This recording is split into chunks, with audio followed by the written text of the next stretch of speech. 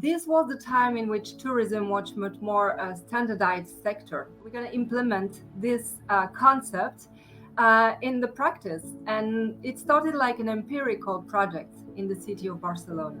The COVID, the pandemic, in some way contributed to accelerate this process. We started with Barcelona, but we also developed a lot in South America. Yet the climate is very nice during the whole year, but we just need to highlight that there are many other possibilities for the travelers. This creative atmosphere that is in the city is not just about feeling it, it's also about living it. You have to implement it with the local resources, the very authentic one. And that brings you in completely different stories. It's in November, but we know that it's a permanent exchange. That's why I really congratulate all the organizers. TV Sunday, the power of truth. It's a wonderful pleasure talking to you, Caroline. Thank you very much for joining us from Barcelona. It's a great honor welcoming you. Thank you very much, Kiran. Thank you all for this invitation. I'm really honored to be part of this very high level and fantastic program. So it will be my pleasure to share with you some experiences as well from Of course, our and fantastic sector. while going through your biodata that you had sent me a few days ago, I'm amazed that how somebody can achieve such a high level, in contribution in tourism. Yeah, it's a magnificent journey you have in tourism. You are incredible personality, Caroline. Well, actually, it's a little bit my journey is my professional journey is just a reflect of my personal one because actually, I would have to say that when I started studying, this was the time in which tourism was much more a standardized sector, like a monographic sector, in which creativity didn't have a lot of importance. So at that time, I was much more interested by cultural sector, by cultural management, by international cooperation, and so on. And this is precisely what I studied in France with the international cooperation. But fortunately, the society evolved, maybe in part with the new technology that developed a much more empowered traveler who wanted to do things very different, very creative, very human. And actually, this was the moment in which, in Barcelona, where I moved to, I could find the best place in order to Mhm. develop this project of creative tourism.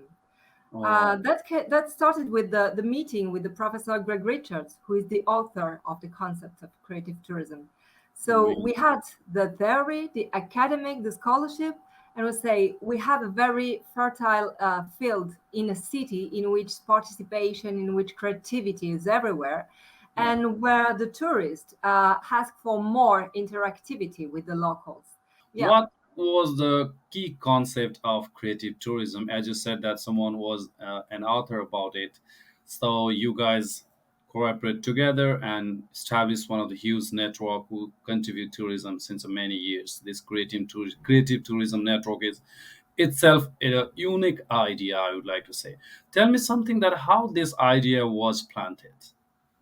Well, actually, I myself traveled as a creative tourist for years. I had been also working and traveling in different countries, in the United States as well, especially in Louisiana, in which also there was this DNA for culture and creativity, and other places in the world, to have this privilege to share moments with the local people and to have this possibility to consider themselves as peer-to-peer when they travel. We're gonna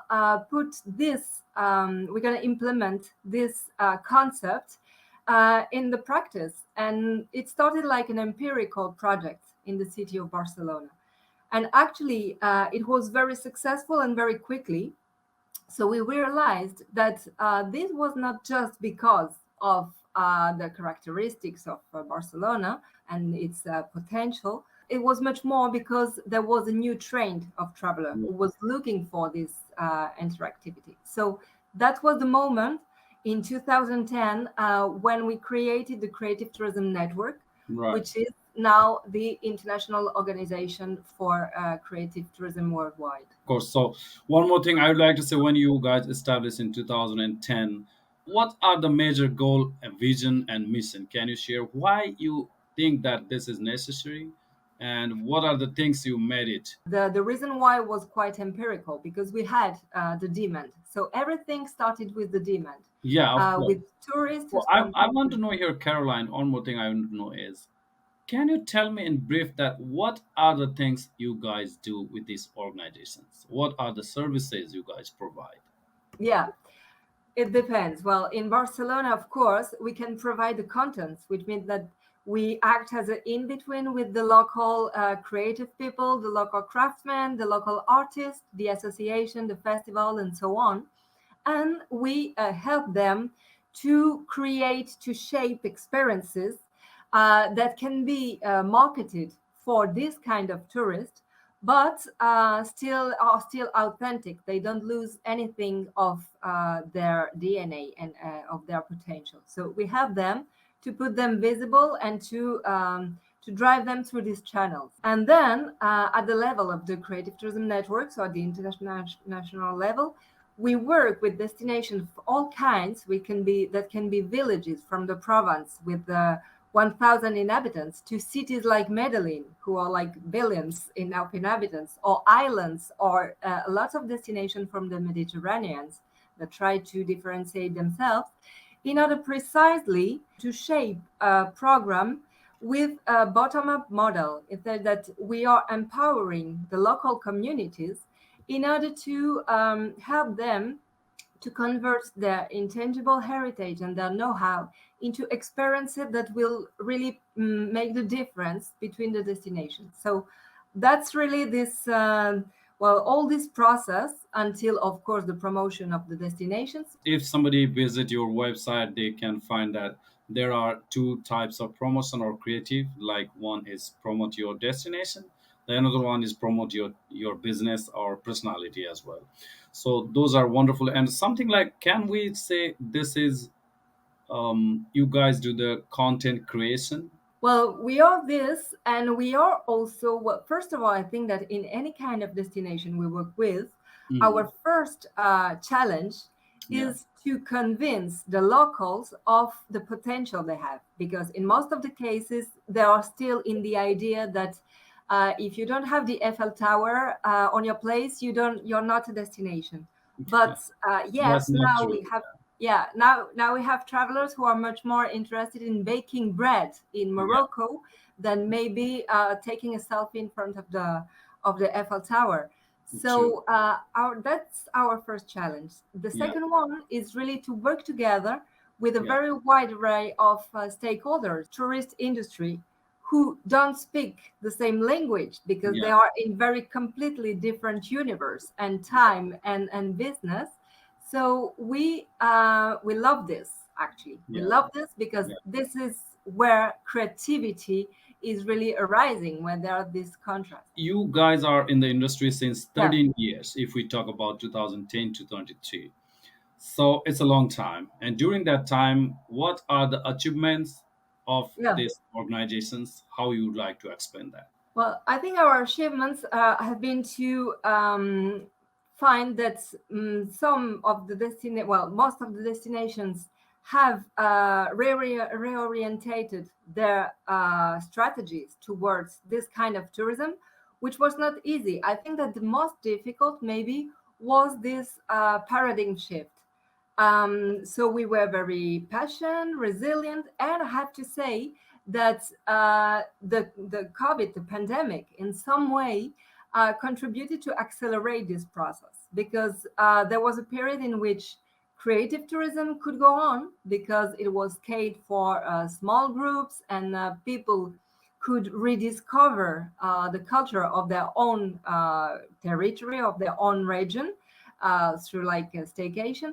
So that really helped us to convince the one who were still in the mainstream tourism in the tourist industry. Yeah, So that was really interesting for us because we know that even if we are convinced, before this, it was still a little bit difficult to change the Yeah, mentality. it's of it's course. long to change the mentality. It's long and it's hard as well. So, Caroline, would you mind to mention some destination you guys have promoted? Yeah, sure. As I said, there is a very, very wide diversity.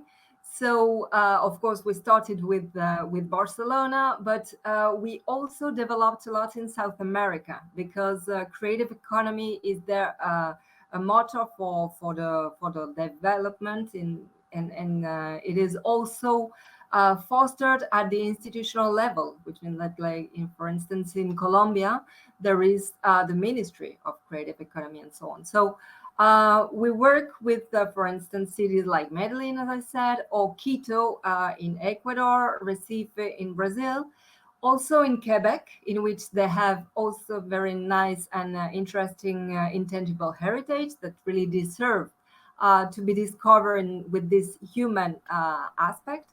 Of, And then on the other continents, it is now developing a lot, well, in Asia, but also in Europe and especially in the Mediterranean.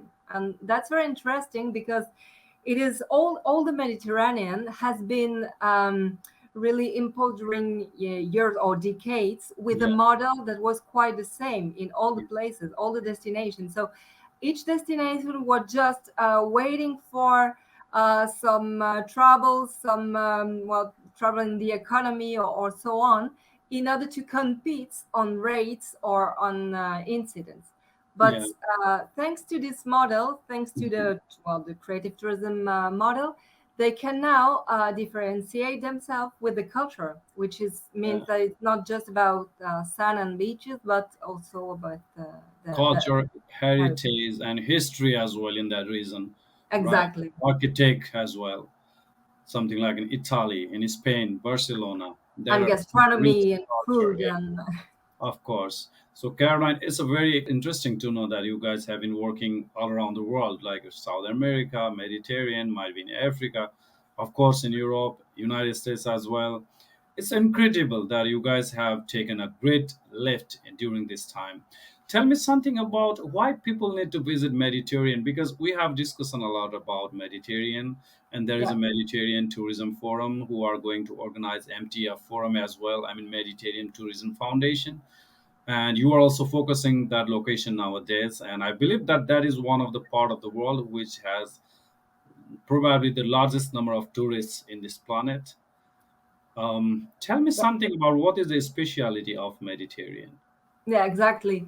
The mission of the Mediterranean Tourism Foundation is essential, and especially because it covers all the aspect, and more essentially the aspect of the peace between the cultures in the Mediterranean.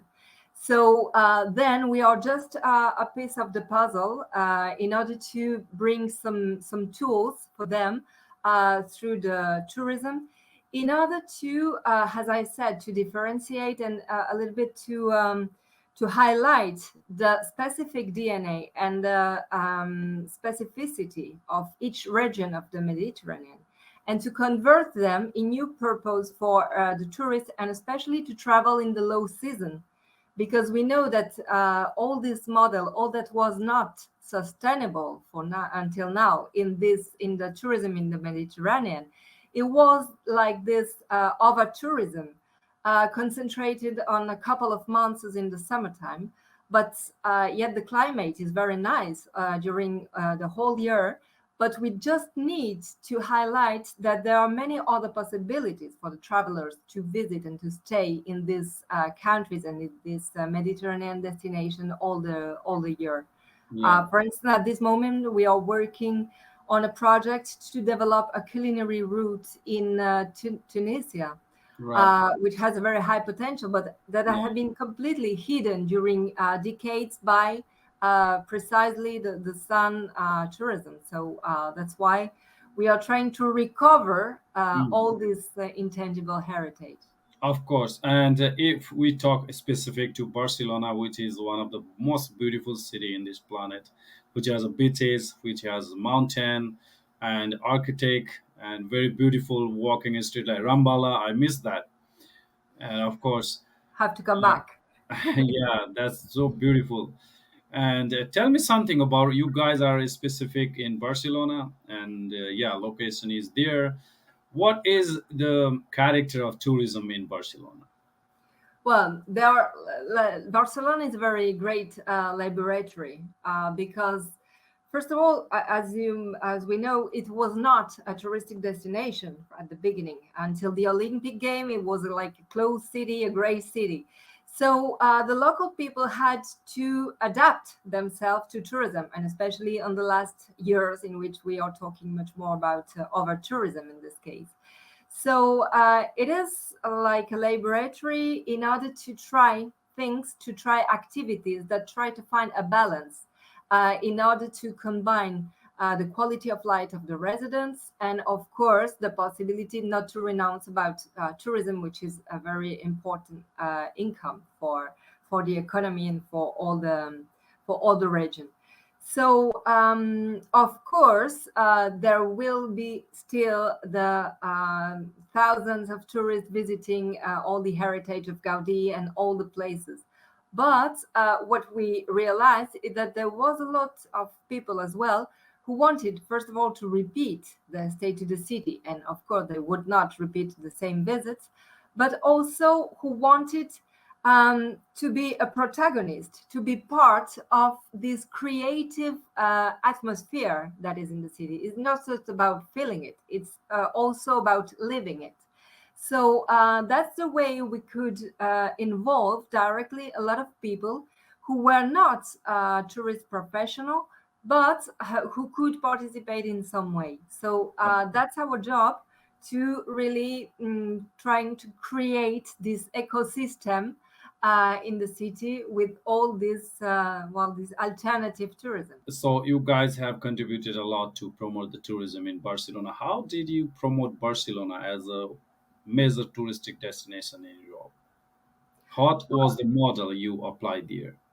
Yeah, actually, we didn't try really to. Our objective was not exactly to promote Barcelona because it was already covered by all the aspects, Yeah. but it was much more well to trying to find a peaceful Mm, way mm, to maintain tourism in Barcelona and especially all year long, and especially in maybe neighborhoods that were not so busy. So right. this kind of tourists, who are the creative tourists, are much more respectful. They are not interested by precisely the tourist hotspots.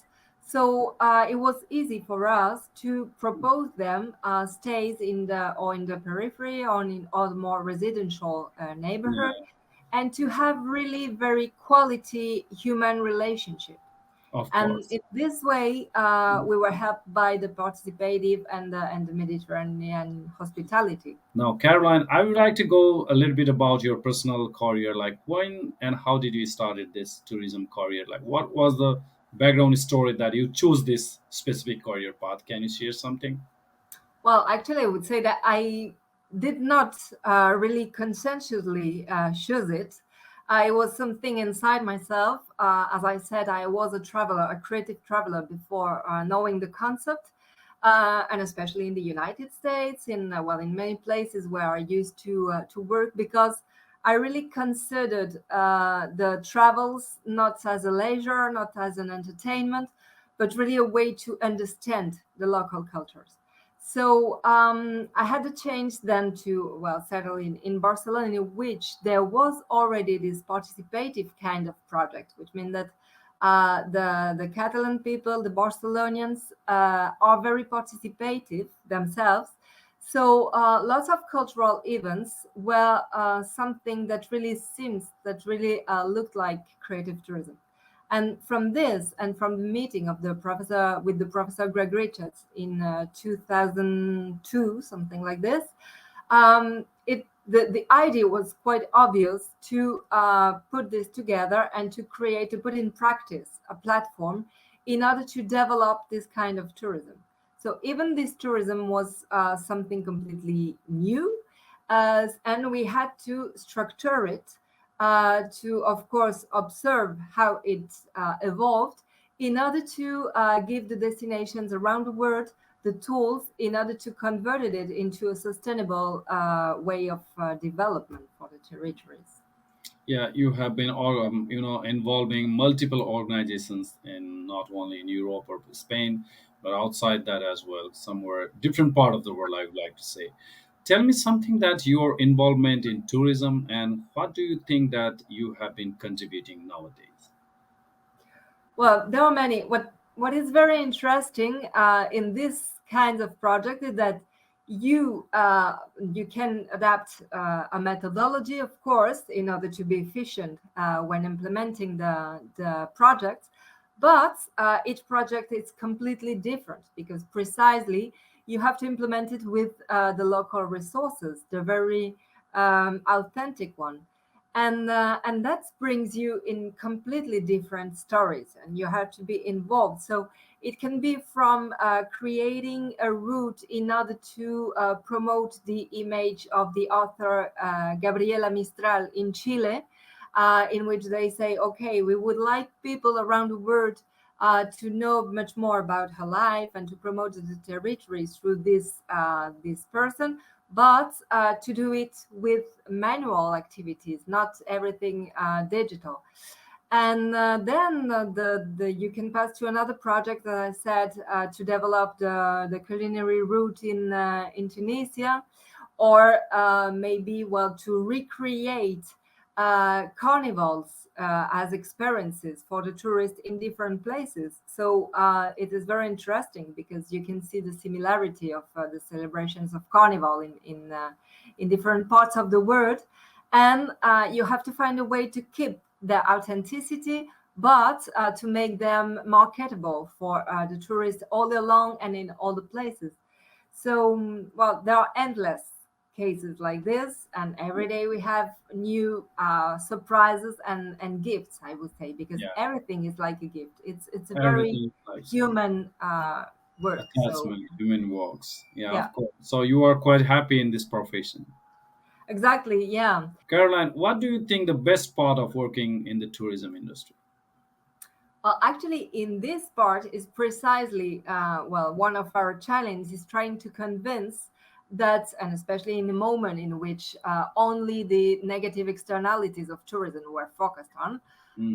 to say that all the population can enjoy and can benefit from the tourism. So that's Yeah. why I work as well with the UNWTO, Mm. because one of our challenge is, of course, to develop projects that cover that reach the most of the sustainable development goals of Go. the United Nations of the Yeah. Agenda 2030. SDG. Yes. Yeah, exactly. And to put it in practice and to have the results at the same moment. So that's That's really absolutely. something fantastic. So before we wrap up this, so let's talk something about Mediterranean Tourism Forum, which is going to be happening in November this year.